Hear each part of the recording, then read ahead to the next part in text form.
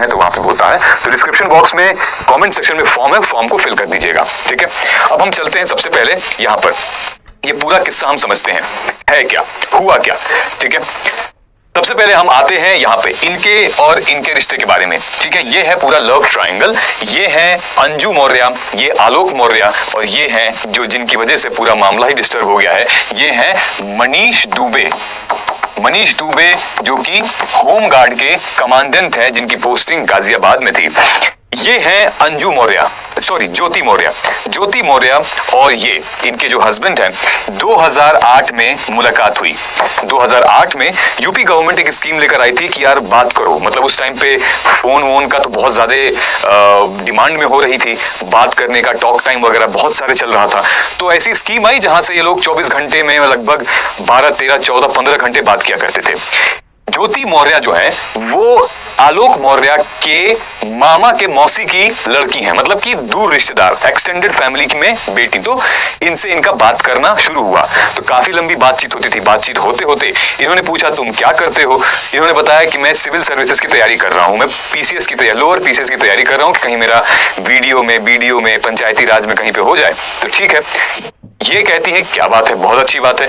और ये बहुत ज्यादा गरीब घर से है, मतलब ये लगा लीजिए कि दाल चावल के अलावा घर में एक आध महीने तक कुछ नहीं बनता था, वो सिचुएशन थी। काफी गरीब घर से थी। इन लोगों के बीच में बात हुई, बात होने के बाद 2009 में इन लोगों में मतलब मोहब्बत पनपी, ठीक है, कबूलनामा हुआ कि हाँ मोहब्बत है।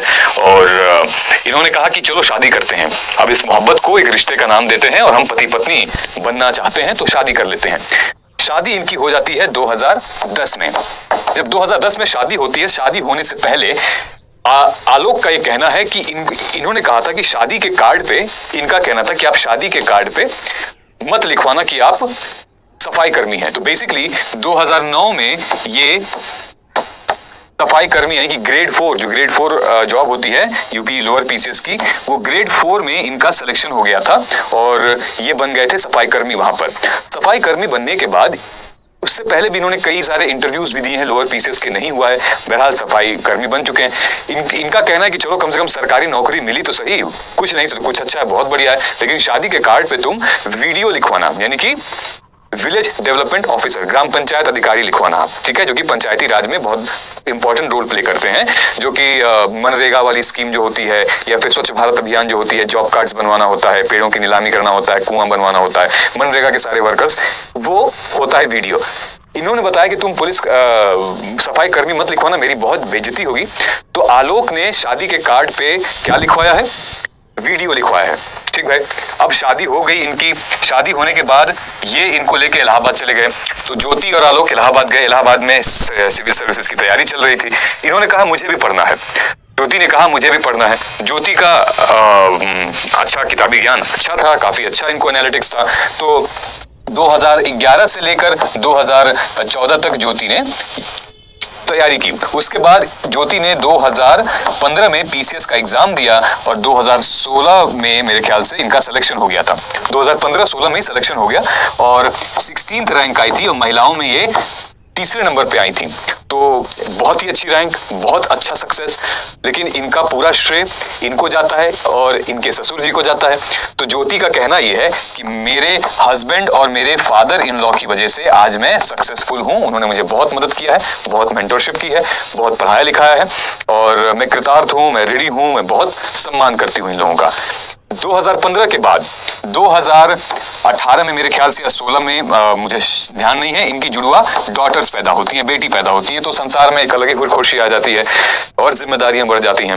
लेकिन इसी बीच 2020 में कुछ और होता है।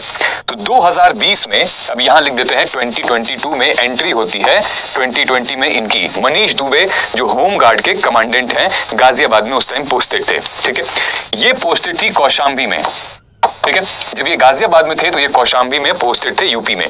उसके बाद एक दिन क्या होता है कि मनीष जो आलोक इनके हस्बैंड हैं वो जाते हैं कौशाम्बी में इनके आवास पे, क्योंकि इनकी जो नौकरी थी वो इलाहाबाद प्रयागराज में थी, वो अपना सफाई कर्मी वाली, और इनकी जो नौकरी थी वो कौशाम्बी में थी। तो हफ्ते में 2 ही दिन, एक दिन मिलता था, ये आते थे इनके आवास पे मिलने। डेफिनेटली वो हर 2 वर्किंग पर्सन के बीच में होगा। ये आए इनके आवास पे, बच्चे खेल रहे थे, ठीक है, बच्चे खेले और बहुत खुश था माहौल, सब बिल्कुल पारिवारिक जीवन, पतिव्रता पत्नीव्रता चल रहा था। बच्चों से इन्होंने मोबाइल मांगा।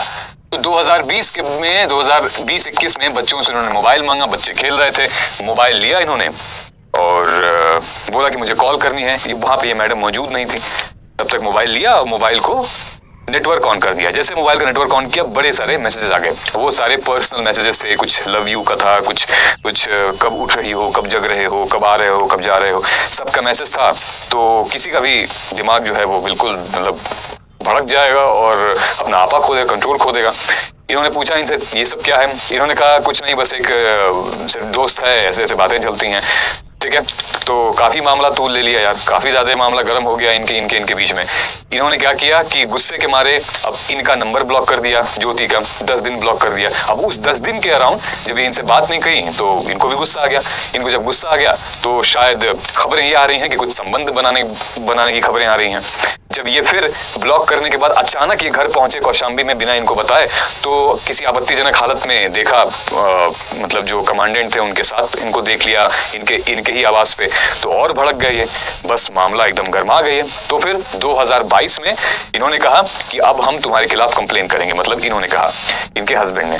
तो पुलिस जो है वो जल्दी कंप्लेन लेने को तैयार नहीं थी, क्योंकि भाई ये एसडीएम थी, ठीक है। अब कंप्लेन कहाँ होगी, कंप्लेन जहाँ पे कार्रवाई हो रही है, जहाँ पे किस्सा हुआ है वहीं होगी ना। तो सबसे पहले भाई धूमनगंज पुलिस थाना में प्रयागराज में कंप्लेन हुई। कंप्लेन होने के बाद जल्दी पुलिस वाले ले नहीं रहे थे और धीरे धीरे मामला 2023 में आ गया। तो आप समझ सकते हैं, क्योंकि ये एसडीएम बन चुकी थी और इनके जो प्रेमी थे वो भी कमांडेंट थे, दोनों पावरफुल व्यक्ति हैं। ये पुलिस में खुद थे, पुलिस में अपने आप भी अलग रॉब होता है और लोकल स्तर पे काफी होल्ड होती है। ये क्या किया, इनका भी पकड़ अच्छा था भाई, है ना। तो मामला लेट हो गया और लेट होते होते इनका दिमाग खराब हो गया। दिमाग खराब होते होते फाइनली इन्होंने कंप्लेन को फाइल कर दिया। और जैसे इन्होंने कंप्लेन फाइल की कि मेरी पत्नी ऐसी है, इस तरीके से सब मामला चल रहा है, ये साक्ष्य हैं, ये केसेस हैं, इन्होंने क्या किया, ये पेपर ऊपर लेके पूरा डिटेल में लेके आया। इन्होंने कहा मैंने बचपन से पढ़ाया है। जैसे सूर्यवंशी मूवी थी, अमिताभ बच्चन ने अपने पत्नी को किस तरीके से मेहनत करके एक कलेक्टर बनाता है, इसमें वो 2.0 एक तरीके से आ गया, कलयुग वाला सिस्टम आ गया है कि पढ़ाता तो है ये, लेकिन पत्नी किसी और के साथ वो एक्स्ट्रा मैरिटल अफेयर कर लेती है। हैरान करने वाली बात इसमें यह है, इस पूरे किस्से में ये जो शख्स है, ये मनीष दुबे जी हैं, ये कमांडेंट साहब, ये भी शादीशुदा हैं। इनकी वाइफ को जब पता चला कि मनीष दुबे का चक्कर इनसे चल रहा है एसडीएम से, तो उनसे रहा नहीं गया। उन्होंने कंप्लेंट फाइल कर दी एक्स डीजी के सामने, पूछा और उन्होंने भी इसके खिलाफ कंप्लेंट फाइल कर दी। जब कंप्लेंट फाइल करी इनकी वाइफ ने इनके खिलाफ, तो ये पता चला कि इनका लगभग 14 महीने, 18 महीने और लगभग 1 साल पहले के 3 ऐसे आरोप थे जो कि महिलाओं ने लगाए थे इनके ऊपर कि ये गलत कामों के आरोप थे, कि जबरदस्ती परेशान कर रहे हैं। इनकी बीवी कहती है कि तो फिर मैं चौथी हुई और ये लड़की जो है वो 5वीं हुई। तो इनका भी एक अलग सीन था कि ये कैरेक्टरलेस माने जा रहे हैं, कि इस तरीके से मामला हो रहा है। इनको शंटिंग पे भेज दिया है वो योगी सरकार ने। ये कहाँ पे थे, गाजियाबाद में थे, और मेरे ख्याल से अब पता नहीं कौन सी जगह है, एम से नाम है, आप जरूर, आपको पता होगा, कमेंट करके बता दीजिएगा। इनको भेज दिया गया वहां पे। अब मसला यहाँ पर आ गया है। अब ज्योति कह रही हैं ये व्यक्ति जो है उसने धोखा किया है मेरे साथ। धोखा क्या किया है, ये व्यक्ति सफाई कर्मी था, इसने मुझे बताया कि ये वीडियो है और इसने शादी के टाइम से झूठ बोला है। और पहले कहानी क्या थी, पहले कहानी ये थी कि इन्होंने ही बोला था इनको कि तुम शादी के कार्ड पे मत लिखवाना क्योंकि बेइज्जती होगी। अब वो क्या असली मामला है वो अब आप डिसाइड करिएगा, आप जानिएगा।